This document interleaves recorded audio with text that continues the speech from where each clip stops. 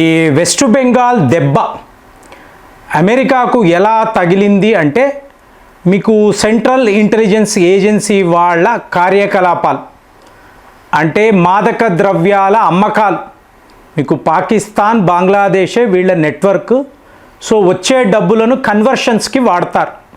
ఇప్పుడు టోటల్గా బంద్ అయిపోయిందండి. దాంతో ఒక వీడియోలో మాట్లాడాను, డొనాల్డ్ ట్రంప్ స్వయంగా మోదీకి ఫోన్ చేసి అబ్బా వెస్ట్ బెంగాల్లో గెలిచారేంటండి, చాలా గొప్ప విషయం అంటే మీకు మూలాలంతా కదిలిపోతున్నాయండి. సో ఇప్పుడు బంగ్లాదేశ్ వాడు చేసేది ఏమీ లేక అమెరికా వాడి శరణు కోరాడు, మేము ఏమీ చెయ్యలేకపోతున్నాం, తరుముతున్నారు, తరిమి మమ్మల్ని కొడుతున్నారు, ఇప్పుడు మేము ఏం చెయ్యాలి బాస్, మీరే మమ్మల్ని ఆదుకోవాలి. సో వెంటనే అమెరికా వాడు ట్రంప్ గారు ఈయన ఏం చేశారు, ఒక 2 అతి కీలకమైన ఒప్పందాలు, డిఫెన్స్ అగ్రిమెంట్స్ అండి. ఎవరితో? అమెరికా వాడు బంగ్లాదేశ్తో డిఫెన్స్ అగ్రిమెంట్స్. బాగుందా? దీన్నే general security of military information agreement అంటారు. అమెరికా వాడు సౌత్ కొరియాతో, జపాన్ లాంటి దేశాలతో ఇలాంటి ఒప్పందాలు వేసుకుంటాడు. ఏమిటి? పొరుగు దేశాల మీద నిఘా ఉంచడం. సో ఇప్పుడు మీకు సౌత్ కొరియా అన్నారు అనుకోండి, ఆటోమేటిక్గా నార్త్ కొరియాలో ఏమేమి జరుగుతుంది, దీనికి వీళ్ళు మిలిటరీ శాటిలైట్స్ వాడతారు, ఇంటెలిజెన్స్ గ్యాదరింగ్ చేస్తారు, రేడార్స్ వాడతారు. సో వీటినంతా వాడి ఆ ఇన్ఫర్మేషన్ గ్యాదర్ చేసి అమెరికా వాడికి పంపిస్తారు. జపాన్ వాళ్ళు ఇదే చేస్తారు, సౌత్ కొరియా వాళ్ళు కూడా. ఇవాళ బంగ్లాదేశ్ కూడా ఇదే చెయ్యబోతుంది. ఎవరి మీద అంటే భారత్ కాదండి, చైనా. మొన్నే కదా వెళ్ళి ఒప్పందాలు చేసుకున్నావు, అప్పుడే చైనా మీద నిఘా పెట్టడం ఏంటి? సో ఇదంతా కళ్ళబొల్లి కబుర్లు. వీడి టార్గెట్ భారత్ అండి. ఎందుకు? వెస్ట్ బెంగాల్. సో ఇప్పుడు సిఐఏ, ఐఎస్ఐ, బంగ్లాదేశ్లో ఉండే ఇంటెలిజెన్స్ వర్గాలు, డ్రగ్ కార్టెల్, తీవ్రవాదులు అందరికీ ప్రాబ్లమే. సో వెస్ట్ బెంగాల్లో బీజేపీ ఉంటే వీళ్ళందరికీ కూడా పెద్ద లెవెల్లో సమస్యలు ఉంటాయి. ఎలా ఎదుర్కోవడం? సో ఇప్పుడు అమెరికా వాడు ఏం చెప్తున్నాడు, నేను నా పెద్ద వార్షిప్స్ వేసుకొని బే ఆఫ్ బెంగాల్ వద్దకు వస్తాను, నువ్వు నాకు ఒక మిలిటరీ బేస్ని ఇవ్వు. అలాగే బాస్. షేక్ హసీనా ఉన్నంత కాలము కూడా అమెరికాను ఆపగలిగింది. సో ఆవిడని ఏదో ఒక రకంగా ఆ దేశం విడిచిపెట్టేలా చేశారు. మహమ్మద్ యూనస్ వచ్చాడు. సో వీడు అమెరికా బానిస, ఇవాళ వీడు వెళ్ళిపోయాడు. మీకు బంగ్లాదేశ్ పాలకులు మళ్ళీ అమెరికా మీదే. ఇప్పుడు నాకు ఎంత ఆశ్చర్యంగా ఉంటుందంటే, ఇప్పుడు భారతదేశము ఇందులో నుంచి పాకిస్తాన్ అన్నారండి, తరువాత బంగ్లాదేశ్ అన్నారు. ఇప్పుడు ఈ పాకిస్తాన్ అనబడే దేశము భారత్తో సత్సంబంధాలు పెట్టుకున్నారు అనుకోండి, వాడికి ఎన్ని రకాల అడ్వాంటేజ్, పొరుగు దేశం కదండి. సో మీకు ఎన్నో రకాలుగా మనం ఉపయోగపడతాము, మన కంట్రోల్లో ఆ దేశం ఉంటుంది. చేశాడా? నేరుగా ఎక్కడో ఉండే అమెరికా అన్నాడు, 1963లో సాక్స్గామ్ వ్యాలీ అన్నాడు, చైనాకు సీడెడ్ భూమి. అంటే శత్రువులను వీడే, అంటే మన మీద ఉండే ద్వేషము వాడు ఏం చేస్తున్నాడు, ఈ ప్రపంచానికే వీళ్ళు శత్రువులు. అమెరికా అనేది ఒక డేంజరస్ కంట్రీ, చైనా కూడా అలాంటి వాడే. కానీ అమెరికాతో ఫ్రెండ్షిప్ అంటాడు, చైనాతో ఫ్రెండ్షిప్.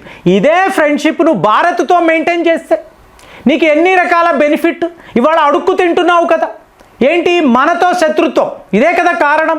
ఇప్పుడు బంగ్లాదేశ్ని కూడా చూడండి, షేక్ హసీనా ఉన్నంత కాలము మనతో క్లోజ్ ఫ్రెండ్షిప్ అండి, చాలా సత్సంబంధాలు పెట్టుకొని వాళ్ళ జీడిపిని ఆవిడ పెంచుకుంటూ వచ్చింది. ఇప్పుడు వచ్చిన వాడు ఏం చేస్తున్నాడు, మళ్ళీ అమెరికా, మళ్ళీ పాకిస్తాన్. సో ఇదంతా మంచిదే, మనకు చాలా మంచిది. రేపు ఒకే దెబ్బ ఈ దేశాలు అయిపోతాయి. ఇప్పుడు 4 రోజుల ఆపరేషన్ సింధూర్, ఇంకా కూడా పాకిస్తాన్ వాడు ఎలా రోడ్లు వేసుకోవాలి, ఎలా గోడలు కట్టుకోవాలి, ఎలా బిల్డింగ్ల నిర్మాణం చేయాలి ఆలోచిస్తున్నాడు కదా. ఇంకొకసారి కొట్టేమో అనుకోండి అయిపోతుంది. సో ఇప్పుడు బంగ్లాదేశ్ యొక్క టర్న్ అండి, వీళ్లకు కూడా ఇదే బుద్ధి చెప్పాలి. ఇప్పుడు మీరు చూసారనుకోండి, ట్రంప్ గారు చైనా వెళ్ళాడు కదండి, అక్కడ అతను మాట్లాడుతున్నాడు చూడండి. అతను ఏమంటాడు అంటే, చైనాకు తైవాన్ మధ్య దూరము 59 మైళ్ళు మాత్రమే. అదే అమెరికా తైవాన్ మధ్య దూరం ఎంత? 9500 మైళ్ళు. అంటే మేము అంత దూరం నుంచి మా యుద్ధ విమానాలు, అలాగే మా వార్షిప్స్ వేసుకొని మేము వచ్చి చైనాతో యుద్ధము చేస్తామా? ఇదే వీడి బుద్ధి. మరి ఎందుకురా ఇదంతా చెప్పి 11 బిలియన్ అమెరికన్ డాలర్స్ నువ్వు ఆయుధాలు అమ్మావు? చైనా భయాన్ని చూపించే కదా నేను నిన్ను డిఫెండ్ చేస్తాను, ముందు ఆయుధాలు కొనుక్కో అన్నీ అన్నావు కదా. ఆవిడెవరు? Nancy Pelosi. ఆవిడ 2022 ఆగస్టు నెల విమానము వేసుకొని నేను చైనాను ఛాలెంజ్ చేస్తున్నాను, తైవాన్ వైపే మేము ఉంటాం, ఇన్ని ఏంటి ఆయుధాలు అమ్ముకోవడానికి. ఇవాళ ఏమంటున్నావు? కిలోమీటర్లు చెప్తున్నావు, మైళ్ళు చెప్తున్నావు. 59 మైళ్ళు అండి, వస్తే కొట్టేస్తారు. ఈ యుద్ధంలో మేము ఎక్కడి నుంచి వస్తామో ఓపెన్గా చైనాలో కూర్చొని చెప్తున్నాడు. అంటే తైవాన్ని బలి పశువు చేశాడు. అవునా? సో ఇప్పుడు బంగ్లాదేశ్ పరిస్థితి కూడా అదేనండి. ఒకవేళ అమెరికా వాడు తన వార్షిప్స్ వేసుకొని బే ఆఫ్ బెంగాల్ దాకా వచ్చి ఇక్కడ మీకు బంగ్లాదేశ్లో పోర్ట్ల నిర్మాణము చేసుకొని ఈ శాటిలైట్లు ఈ రేడార్లు అన్నీ పెట్టుకున్నాడు అనుకోండి, మనతోనే ఒక యుద్ధము అనుకోండి. మన దగ్గర ఏంటండి INS విక్రాంత్ ఉంది.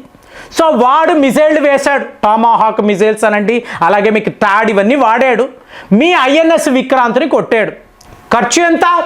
2.7 బిలియన్ అమెరికన్ డాలర్స్. అంటే మనకు నష్టము జరిగితే 23,000 కోట్లు. సరే భరించాం, ఎయిర్ క్రాఫ్ట్ క్యారియర్ కదా, చాలా చాలా పవర్ఫుల్. మనము సొంత ఖర్చుతో నిర్మించుకున్నాం, పోయింది. ఇదే పని భారత్ చేస్తే మీరు ఒకవేళ ఆకాశ్ వాడారు లేదా S-400 ఒక 10 బ్రహ్మోసులు USS ఇబ్రహాం లింకన్ మీద కొట్టారు అనుకోండి, వాడి ఖర్చు ఎంత అండి? 11 బిలియన్ అమెరికన్ డాలర్స్. ఈరాన్ యుద్ధము మనకు నేర్పించిన నిజాలు ఇవే. నువ్వు ఈరాన్తోనే యుద్ధము చేయలేకపోయావు. USS Gerald Ford, USS Abraham Lincoln వీటినంతా తీసుకొని ఎందుకు పారిపోయావు? పొరపాటుగా తగిలితే ఎంత నష్టము? మీకు డొనాల్డ్ ట్రంప్ని వైట్ హౌస్లోనే అందరూ కలిసి కొడతారు. అది పరిస్థితి కదా. అలాంటిది నువ్వు ఇవాళ చైనా మీద నిఘా పెట్టడానికి వస్తున్నామని చెప్పి బంగ్లాదేశ్ పోర్టుల వద్ద నీ యుద్ధ నౌకలను తీసుకొచ్చి పెడితే భారత్ చూస్తూ ఊరుకుంటుందా? సో ఇక్కడ మీరు చూసారనుకోండి, వీళ్ళ భయము ఒక్క వెస్ట్ బెంగాల్ రాష్ట్రాన్ని పెట్టుకొని వీళ్ళలో ఎలాంటి భయము అంటే రేపు ఈ భారత్ ఏం చెయ్యబోతుంది? ఈ వెస్ట్ బెంగాల్ మొత్తము కూడా క్లీనింగ్ మొదలైపోయింది కదండి. మీకు అప్పుడు ఉండే మంత్రులు, ఎమ్మెల్యేలు, IPS అధికారులు పారిపోతున్నారండి. ఇక అక్కడ ఉండే రోహింగ్యాస్, ఈ తీవ్రవాదులు, వీళ్ళ కాలనీలు ఉన్నాయి కదా. ఇప్పుడు మసీదులండి, మసీదుల్లో ఆయుధాలు, తీవ్రవాదులు, ఎవరు మత పెద్దలే తీవ్రవాదులు. సో వీళ్ళందరినీ కూడా తరిమి మీరు బంగ్లాదేశ్ వెళ్ళిపోండ్రా. ఇక్కడ ఎవ్వడు ఉండడానికి లేదు. 91 ఇల్లీగల్ సైట్స్ అండి. వచ్చి మీకు ఇంకా 10 రోజుల్లో వీళ్ళు ఐడెంటిఫై చేసింది ఎంత? 91 ఇల్లీగల్ కన్స్ట్రక్షన్స్. ఒక హిట్ లిస్ట్ వేశారు, ఎవడెవడు ఎక్కడెక్కడ దాక్కున్నాడు. సో ఇది అమెరికాలో వైట్ హౌస్లో ట్రంప్ దాకా వినిపిస్తుంది. ఓహో, మన CIA కథ అయిపోయిందా? ఇప్పుడు మన డీప్ స్టేట్ పరిస్థితి ఏమిటి? మీకు బంగ్లాదేశ్, వెస్ట్ బెంగాల్లో ఈ మాదక ద్రవ్యాలు ఎలాగా, ఈ కన్వర్షన్స్ ఎలాగా మీకు తెలుసు కదండి. వీళ్ళు ఒక 5,000 కోట్లు భారత్లో కన్వర్షన్స్ కోసము డబ్బులు పెడితే ఇక్కడ ఉండే యువతకు 10,000 కోట్లు మాదక ద్రవ్యాలు అమ్ముతారండి.